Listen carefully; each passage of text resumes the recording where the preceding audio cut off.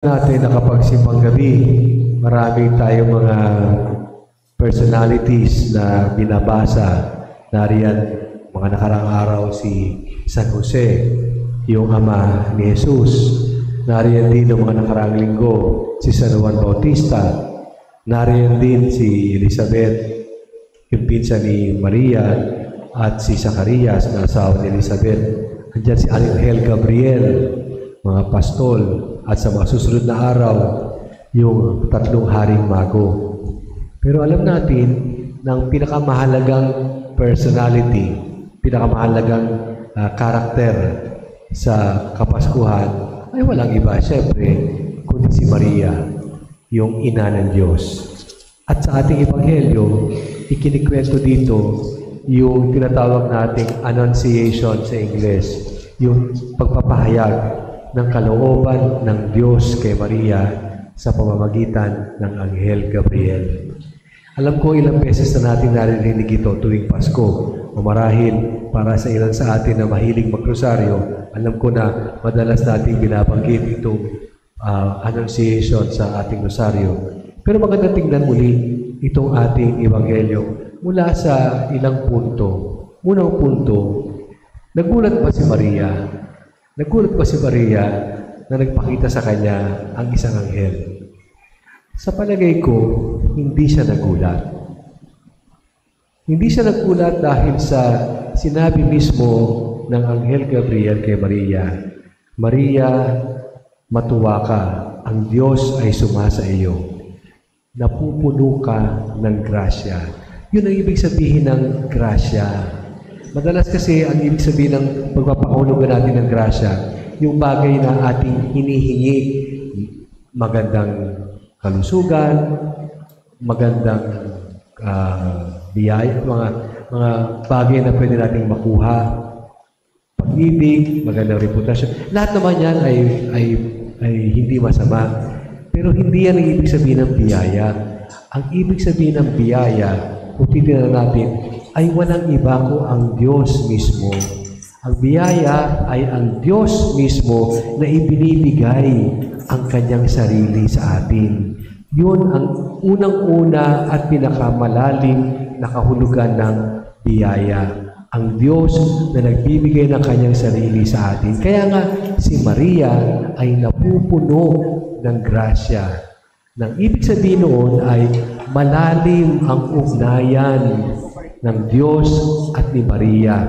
Kahit na kailan, dahil sa malalim na ugnayan na yan, hindi nagkasala si Maria. Di ba? Tuwing December 8, palagi nating ginugunita ito tinatawag nating Immaculate Conception. Ang ibig sabihin, si Maria ay hindi nabahiran ng kasalanang orihinal ni Adan at ni Eva. Kaya ang tawag sa kanya ay Immaculate Conception dahil sa siya ay puno ng grasya, napupuno ng grasya. Sabi ko, ang grasya ay ang ugnayan ng Diyos sa atin. At malinaw na malinaw ito kay Maria. Punong-puno siya ng grasya. Malalim na malalim ang kanyang ugnayan kay Yahweh. At makikita ito sa katotohanan na si Maria ay marunong magdasal. Bilang Hudyo, si Maria, alam na alam niya ang banal na kasulatan ng mga Hudyo. At alam niya ang pangako ni Yahweh. Alam niya na darating ang araw, si Yahweh ay magpapadala ng Mesiyas. Kaya nga, sa palagay ko, nung dumating ang anghel at nagpahayag kay Maria, hindi siya nagulat na merong anghel. Hindi siya nagulat na malapit ng matupad ang pangako ng Diyos. Hindi siya nagulat na malapit ng matupad ang pangako ng Diyos. Pero pwedeng nangyari na natakot siya dahil matutupad pala ang pangako ng Diyos sa pamamagitan niya. Kasi di ba, sinabi dito sa ating ebanghelyo, nagulmihanan si Maria. Tapos sinabi ng anghel, Maria, huwag kang matakot. Huwag kang matakot, Maria. Marahil ito yung naramdaman ni Maria sa akin pala, sa pamamagitan ko pala, matutupad itong pangako ng Diyos na magpapadala siya ng Mesiyas. Nagulmihanan. Hindi siya nagulat. Nagulmihanan, nalito lang siya na, paano mangyayari yun? Wala akong asawa. Virgin ako, dalaga ako. Yung tanong na yun, paano mangyayari ito gayong ako'y dalaga? Yun ang tanong ni Maria. Ibang-iba ito sa tanong ni Zacarias. Kayong mga nagsisimba, kayong dumadaan, nagsisimbang gabi. Kanina, o kahapon yata, yung kwento ni Zacarias. Nagpakita rin ito si Anghel Gabriel. Para sabihin kay Zacarias, yung iyong asawa na matanda na at baog, magkakaanak. Iba yung reaksyon ni Zacarias. Ang reaksyon ni Zacarias ay nagdududa siya. Pinagdududahan niya. Paano yung isang matanda at baog pa magkakaanak? Si Maria ay hindi nagduda. Yung kanyang tanong ay, paano mangyayari ito?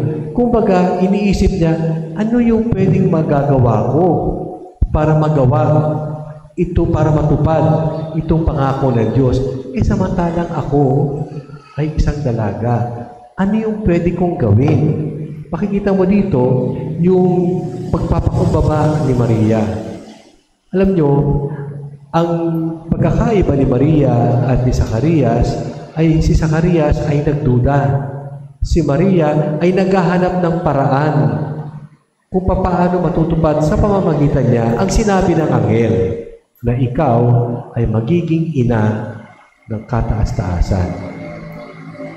Ang duda ay hindi natin masasabing nangyari kay Maria. Kasi nga, sabi ko, walang duda kay Maria na mangyayari lahat ito dahil malalim yung kanyang kaugnayan kay Yahweh. Alam niyo, pag ikaw nagduda, para sinasaran mo na lahat ng posibilidad. Nawawalan na ng posibilidad ang isang tao kapag pinagdudahan mo siya. Kasi, ang malinaw lang at ang tatanggapin mo lang ay kung ano yung nasa utak mo. Para sa iyo, isa lang yung posibilidad. Yung iyo lang. Hindi mo na pakikinggan yung sasabihin ng kausap mo.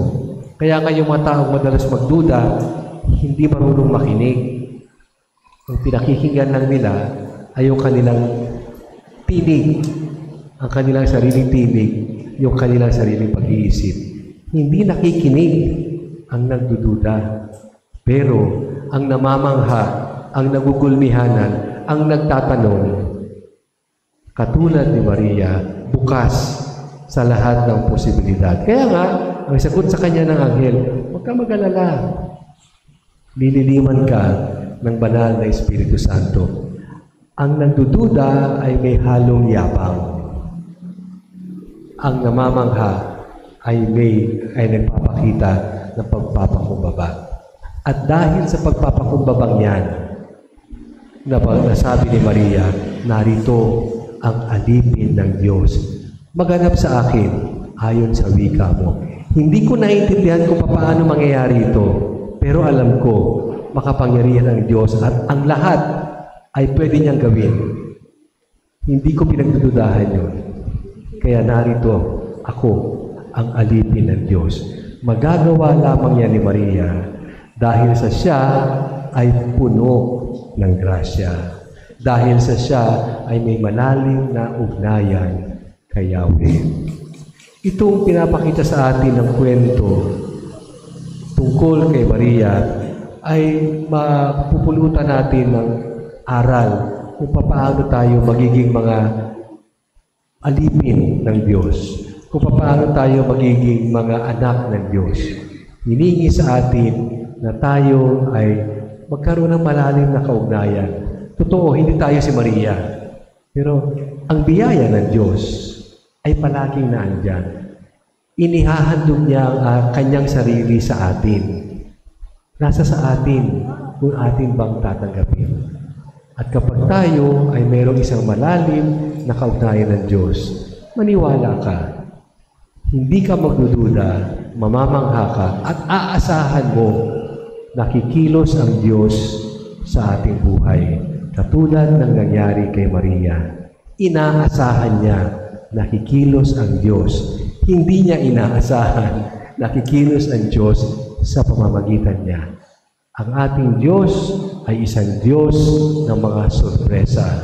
Kung meron tayong malalim na kaugnayan sa Kanya, darating ang araw na susurpresahin niya tayo.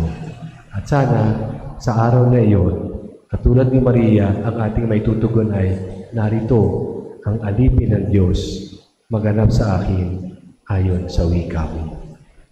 Musita tayong lahat para sa ating panalangin ng bayan.